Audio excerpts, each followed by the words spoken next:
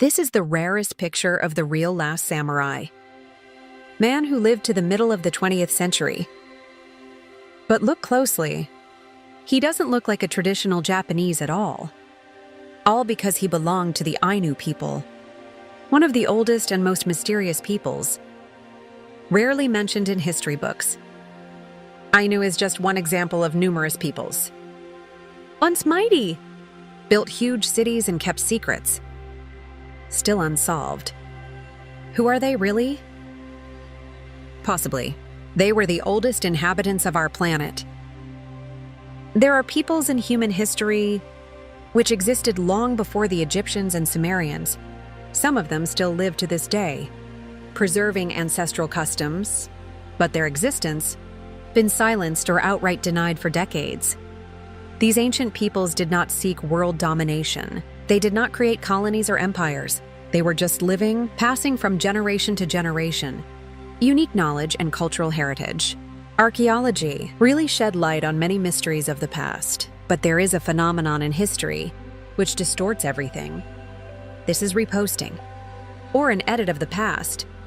That is what prevents us from folding mosaic of the ancient world into a holistic picture. For the last 200 years ago, people found Roman artifacts in America, open cities and places, which used to be considered wild wilderness, tried to unravel secrets, economic power of the Incas and find the origins, First World Empire, dozens of such contradictions, if not hundreds. All these finds prove one: we should keep exploring, dig, search, and ask questions. The only way we will get closer to the real truth and perhaps avoid mistakes committed in the past. Today we will talk about the people whose name does not sound from the screens, which is not told in history class. Some of y'all, they may hear about him for the first time, but he's one of those who stood at the origins of human civilization. The ancient world was full of peoples, and many of them left a mark. Who still lives in us. Of course, many ancient peoples disappeared, dissolved in centuries. But the culture they created continues to live on, reminding myself every day, language and architecture, in traditions and sometimes even in our genes. But at the end of this video, I will tell you about a truly mysterious people, which almost no one talks about. And when you look at these people, then involuntarily think, and who even are they? Where did they come from?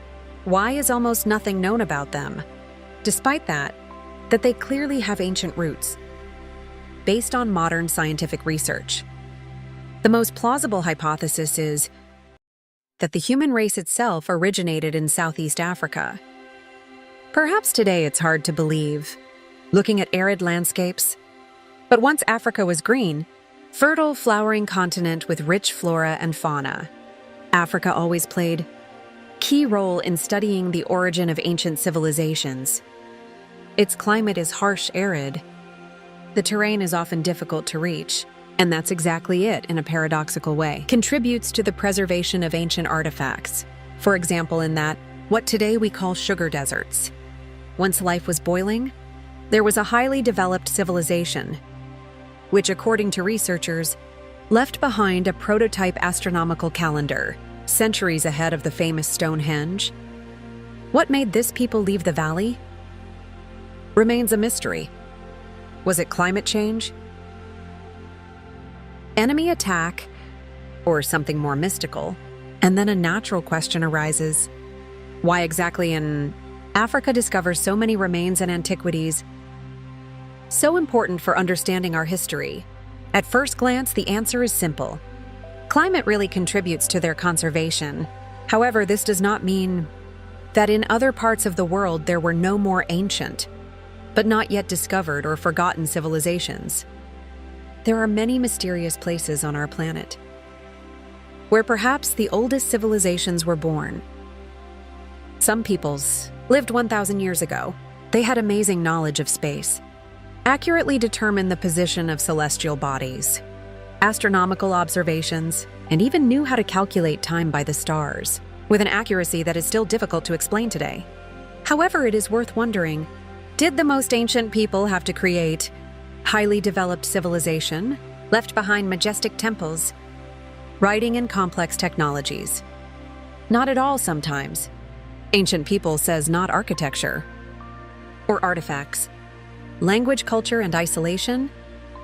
A prime example is the Burishi people, living in high-hot Kashmir in northern Pakistan, on the border with the Himalayas. Burishi, one of the most mysterious peoples of the planet, and even in the 21st century, their origins, remains shrouded in mysteries.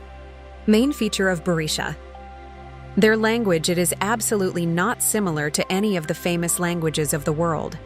He does not belong to any Indo-European, neither to the Semitic, neither to the Turkic, to any other language family.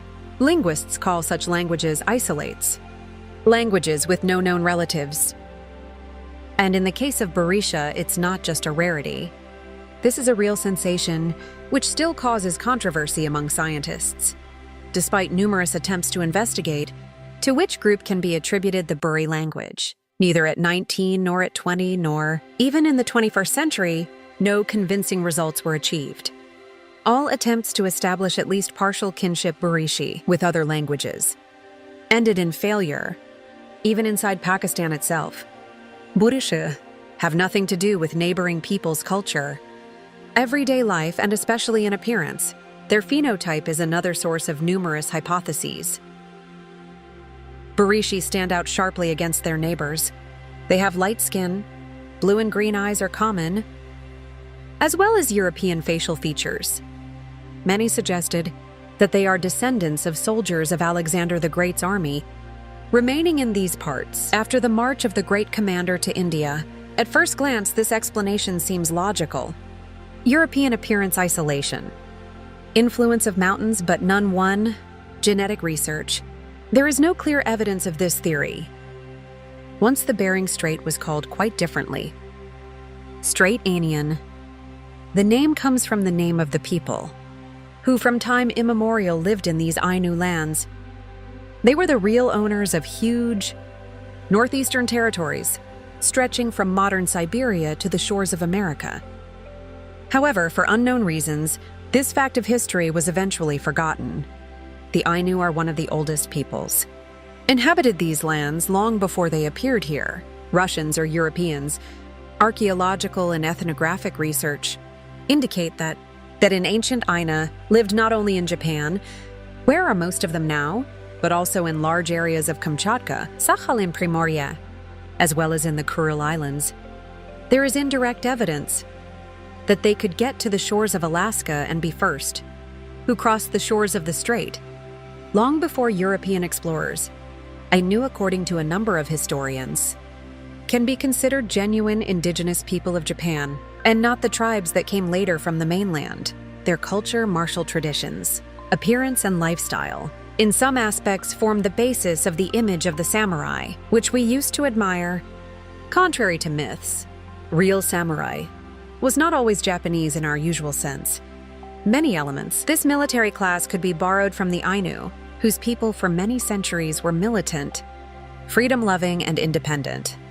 Interesting fact, before the expedition of Vitus Bering of the 18th century, the strait between Asia and America has already been opened by the Russians. First to walk it all the way from north to south was Semyon Desnev in 1648, almost 80 years before Bering. However, for an inexplicable reason, his feat was actually forgotten, and strait got Bering name. Even though Vitus Bering himself couldn't even walk the whole strait, he confined himself to swimming in his south side. Historians suggest that the opening of Desnev were betrayed, oblivion due to political circumstances and influence. Foreign cartographers, who preferred to fix the name of the later European researcher. Perhaps the reason for this was also that foreign traders and colonial powers at that time sought to penetrate the rich lands of Siberia, and opening the strait could be used to justify their interests. But when in the 17th century, Russian explorers reached the farthest east and saw that the mainland does not end at all, but the opposite, discovers many large islands in the Pacific Ocean, people with unfamiliar culture and appearance, this became a real shock. The people they met there, drastically different from all known peoples, and their appearance, customs, and lifestyle deeply impressed travelers. When Russian explorers first time reached far eastern frontiers, Siberia, and saw the local inhabitants, those who later turn out to be the people of the Mains. They were stunned. Men appeared before them, covered with thick beards, with big wide-eyed, large prominent noses and thick lips. They wore fur caftans, chuni caps, and behind the belt were plugged knives and other supplies. Those people looked completely wrong, like Mongoloid peoples, which the Cossacks used to meet beyond the Urals. Outwardly, they more resembled the inhabitants of the Volga region of Siberia, or, as some pioneers believed, even gypsies, but certainly not those who was expected to see in this remote land. Because of the unexpected appearance and unusual appearance, travelers even gave Aborigines an ironic nickname, soggy chickens, that despite the mockery, talked about total culture shock.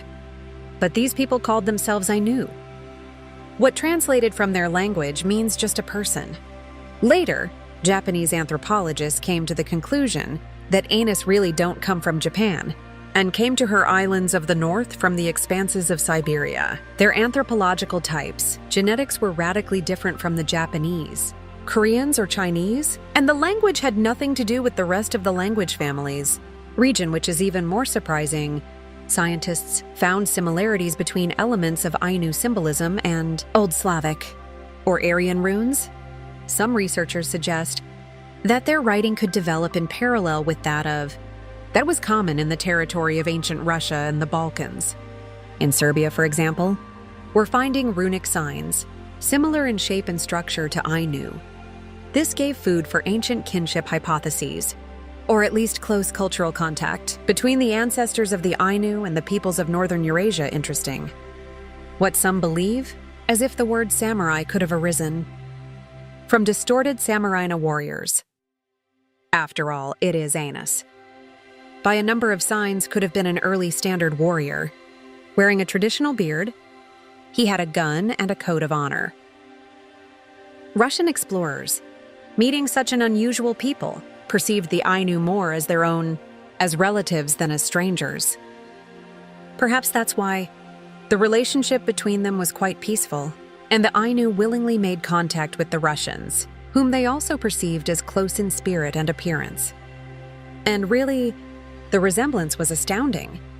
Both peoples have thick beards, clothes made of fur, established system of tribal honor, deep connection with nature and respect for tradition. Whereas all the neighboring Yakut peoples are Japanese, Koreans are Chinese. Traditionally, beards were not worn at all. Ainu same, despite the harsh climatic conditions and geographical isolation, have maintained their uniqueness for centuries. If you assume that the Ainu people really came from the depths of the territory, which is now called Russia, then a completely logical question arises: how people lived in the Stone Age, not having modern vehicles, could cover such a huge distance, divided by mountains, forests, and seas. This journey seems almost impossible. However, the longer the Russian explorers watched the Ainu, the more they were surprised. Their way of life, worldviews, spiritual practices, and culture looked like a reflection of deep antiquity, as if frozen in time page of human history. Especially struck by the reverence for nature, Ains were true fans of bear. This animal had them almost godly status. Killing the bear was accompanied by a whole rite, which combined elements of sacrifice, gratitude, and deep respect for the spirit of the beast. They believed that nature was animated, that in the forests, rivers, and mountains dwell spirits, and therefore treated the world with reverence. Their religion represented one of the oldest forms of animism, based on honoring the mother, nature and forest hunting deities, water and fertility. And what is especially amazing, when the Russians first encountered this people, they saw that Ainu not only hunt and fish, but at the same time do not exhaust themselves with heavy physical labor. They lived in harmony with nature, taking from her only the necessary. But at the same time, as it turned out later, once in the distant past, Ainu had much more developed skills. Archaeological excavations have shown their ancestors were active in agriculture, cultivated the land, produced ceramics, created exquisite vessels and figurines decorated with mother-of-pearl ornament, unique to East Asian cultures. These products were not only beautiful, but also technologically complex, and here comes the mystery. What happened? Why Ains gave up almost all the achievements of their early cultures and went into a more primitive way of life? Were these the effects of external pressure, climate change, or internal cultural shifts? Difficult to say. Their language remains a mystery to this day.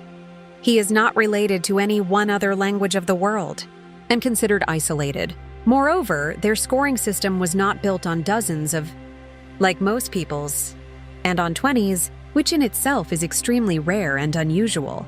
When the all-Russian population census was conducted in 2010, only 109 people officially stated their ethnicity as Ainus, but even among them were those who was not formally recognized, because in the official documentation of the Russian Federation, Ainu people, how not paradoxical, does not exist formally. They are not, but they still are. They remember their culture and try to preserve it, despite centuries of neglect and oppression. Exactly why today, when we talk about the most ancient peoples of the earth, we can't ignore this fading but incredibly significant Aina ethnicity. It's not a myth or a legend. These are real people with real history and real culture, which deserve study and respect. If you are wondering to know about them, share this knowledge with your friends. Maybe you will become part of the chain, which will help to preserve the memory of the ancient people whose story is still untold.